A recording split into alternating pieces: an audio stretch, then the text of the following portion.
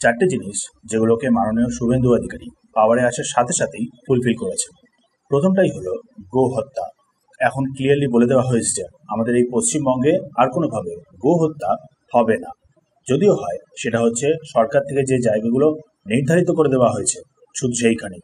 তার উপর আবার কোনো সুস্থ সবল গরুকে হত্যা করা যাবে না যদি সেই গরুটা অসুস্থ হয় অতিরিক্ত পরিমাণে, বা ধরেন অতিরিক্ত পরিমাণে বয়স হয়ে গেছে, সেক্ষেত্রে সেটা আলাদা ব্যাপার। যেমন দেখুন, পুরো ক্লিয়ারলি নির্ধারিত করে দেওয়া হয়েছে যে 14 বছরের নিচে কোনো গরুকে কোনোভাবেই কিন্তু হত্যা করা যাবে না, তাহলে কিন্তু সরকার পদক্ষেপ নেবে। তার উপর আবার মেইন যে আরও একটা জিনিসকে ফুলফিল করেছেন মাননীয় শুভেন্দু অধিকারী, সেটা হলো ওবিসি সার্টিফিকেট।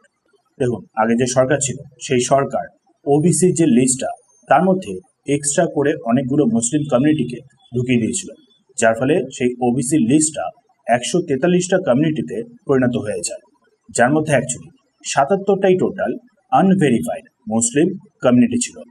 বর্তমানে শুভেন্দু সরকার আসার সাথে সাথে সেই 77টা টোটাল মুসলিম কমিউনিটিকে সেখান থেকে বের করে দেয়। বর্তমানে এখন ওবিসি লিস্টে টোটাল রয়েছে 66টা টোটাল কমিউনিটি, যার মধ্যে বেশিরভাগই হলো হিন্দু কমিউনিটি, অ্যাকচুয়ালি যেরকমটা হওয়া দরকার। তারপর আবার আমাদের এই যে পশ্চিমবঙ্গে মহরম হয়, সেই সময় তরোয়াল নিয়ে বের করার একটা ব্যাপার ছিল, সেইটাকেও টোটালি ব্যান করে দেওয়া হয়েছে।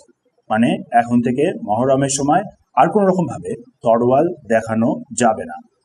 তার উপর আবার আরও একটা সব থেকে ইম্পর্টেন্ট যে জিনিসটাকে ব্যান করেছেন তিনি, সেটা হলো নয়েজ পলিউশন। দেখে নিন একটু ভিডিওটা, পুরো ক্লিয়ারলি বোঝা যাচ্ছে যে এখন প্রত্যেকটা যে রিলিজিয়াস প্লেসেসগুলো রয়েছে সেখান থেকে লাউড স্পিকারগুলোকে খুলে নেওয়া হচ্ছে।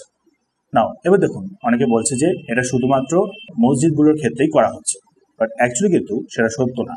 যতগুলো হিন্দু ধরেন রিলিজিয়াস প্লেসেস রয়েছে সেখান থেকেও কিন্তু এই লাউড স্পিকারগুলোকে খুলে নেওয়া হচ্ছে।